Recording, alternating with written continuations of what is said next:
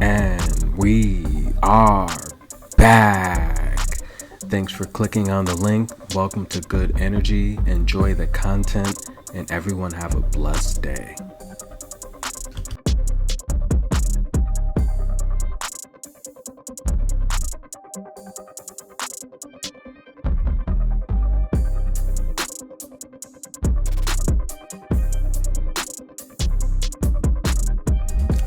Welcome to Good Energy, and we're back, guys. We talk tennis and sports here, so click the like button and subscribe if you're interested. If you enjoy the preview and prediction videos, here is another one. Please donate to the PayPal if you can. But nonetheless, guys, if you follow the preview and prediction videos, you know that we're on fire. We're always on fire, and today was no different. We start things off with a bang. That's right, Amanda Anisimova versus Harmony Tan. Look, Tan had a great tournament, beating the great Serena Williams. She beat Sarah Srivastamarmo and Katie Bolter. Amanda Anisimova, a different type of game, a huge racket, straight set victory. I called it.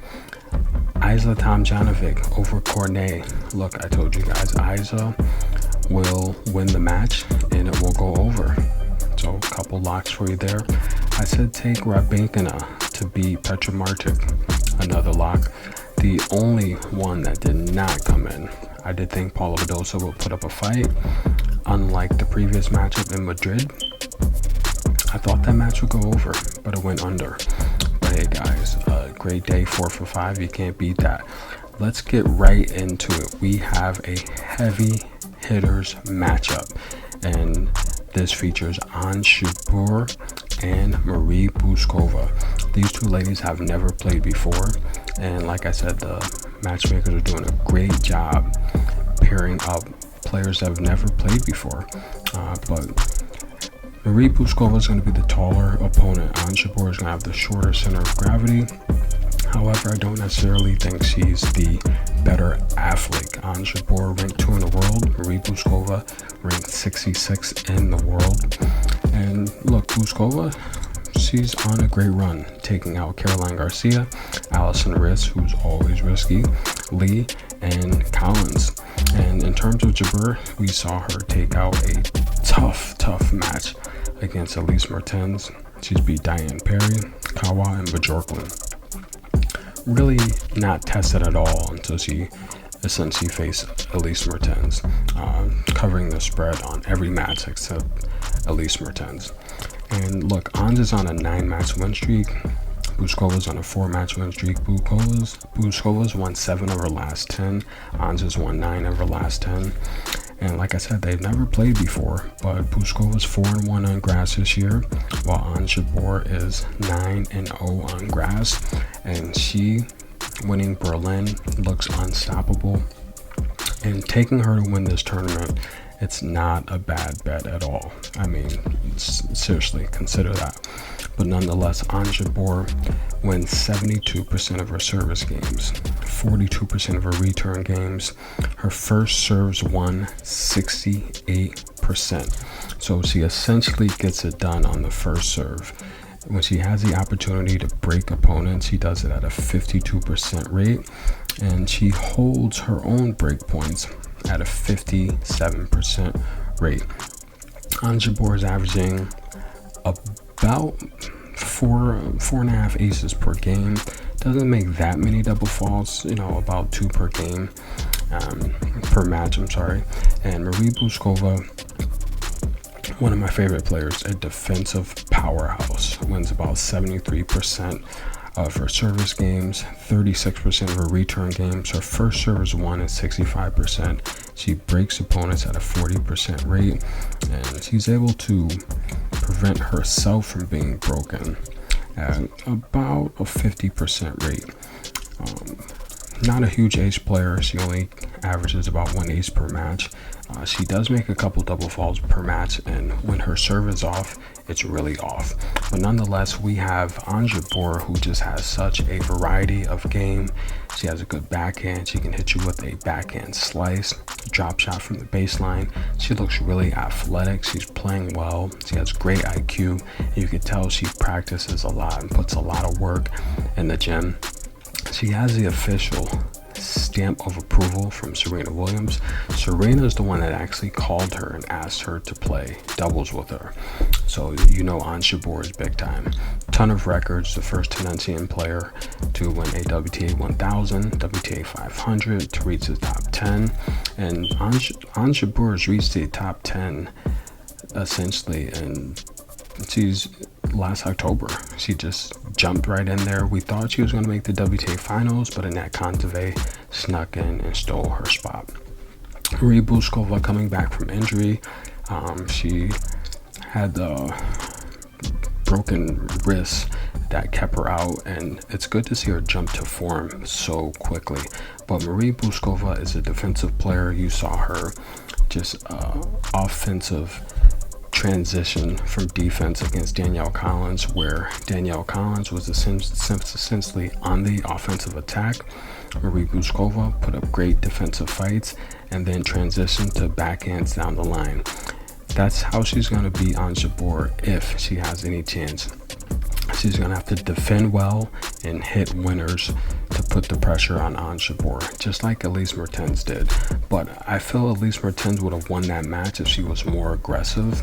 Marie Bouzkova does have the ability to be aggressive. Look, she shouldn't be here.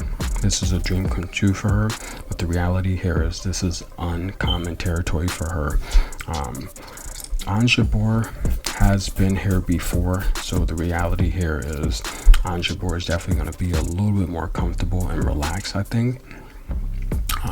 I like this match to go over, ladies and gentlemen. I do see Marie Bouzkova probably winning a set, but I do see another tight victory for Ons Jabeur. I like the over 21.5 games. That is your lock. The next match here in the quarterfinals is going to be an all-Germany affair. That's right, you have Julie Niemier and Tatjana Maria. These two ladies have also never played each other. That's a common theme here in this tournament. And to be honest with you, I kind of like it, right? It makes it very suspenseful, especially for the prediction gurus. Have to do a little bit more research, watch a little bit more film, and it's pretty good. But again, two unseeded players from Germany. How will this thing shape out? It can go either way, ladies and gentlemen. But the reality here is Maria, I've given you several free predictions on her before. They've all won. I'd probably say this is probably the 5th or 6th match I predicted on her. And Maria, look, 38-17 this year, having a great year. 9-4 on grass. And Tatjana is on a 4-match win streak. We saw her defeat Ostapenko, Marie Sakkari, Sorana, Sharma. Look, she's won 7 of her last 10. She's beating some really good names. Julie, on the other hand, we saw her beat Heather Watson, Serenko, Annette Kontaveit, and Wong. All very impressive wins. In terms of Jewel, look, she just burst on the scene. She's got 4 total ITF championships, and she just really burst on the WTA tour level scene this year. And she's having a good grass season. She's 5-2, 30-13 on the year so far. So again, very active. But Julie has 4 ITF championships. She's going to be facing someone that has 30. That's right, Tatjana Marie has 15 singles and 15 doubles championships. What does this tell you about her? Well, for someone that can beat Ostapenko and Marie Sakkari, you must be really good at playing the net, and the championship shows. Tatjana Maria wins 80% of her service games, and she's playing good competition. 36% of her return games, 73% of her first serves. So essentially, she gets it done on the first serve, and she holds serve, okay? That is very important to remember. She saves 55% of her break points and converts opponents at 36%. She's going to have to do a better job converting someone like Julie because she's very tricky and very athletic for her size. Don't be fooled. Maria only averages 3 aces per game, 2 double faults per game, and she's taking on someone that's new to the scene. Look, Julie averages about 5 aces per game. She can She can serve pretty well, however, she's not averaging that here in Wimbledon this year. In terms of double faults, she gets about 4 double faults per match, 5 aces per match. She wins 68% of her service games, 22% of her return games. That's a very low number, very, very low. And she wins 66% of her first serves. She breaks opponents at 30% rate, and she saves about 55% of her break points. This tells you right now, based on those stats. Of course, stats vary. We know matchups all vary depending on who the opponent is, and all of those factors can mean something or they can mean absolutely nothing. In this case, I do think they mean a little something. I like Tatiana Marie to win this match outright. I do think she'll win the first set, and I think she'll win the match. I think she's going to be too versatile. Julie's a slow starter for one. She loses a lot of her first sets. I feel if she loses the first set here to Tatiana, it's going to be a huge problem, and I do see her losing the first set. I like Tatiana Marie to win the match. I think her net play is going to be too much. I think she's more athletic, she's more experienced, she's more just a greater IQ. I think she's playing better on grass. I mean, she defeated Marie Sacre and Ostapenko. We're talking about 2 of the best ladies the last few years on the tour level. Yes, Julie has the win over Annette Kontaveit, but I think in form, in fit, Marie Sacre is much more impressive. Annette Kontaveit hasn't been active, and she struggled all season. And Julie's tricky. I could see that win happening over Kontaveit, but I don't think her net play is going to phase Tatiana Marie.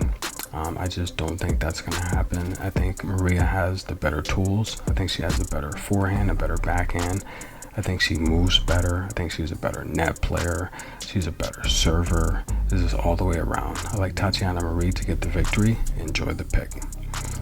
And don't forget to hit the like button, subscribe, donate to the PayPal if you can, and join me in the comment section for live coverage throughout today. Everyone, hope you enjoyed your holiday weekend and enjoyed the matches.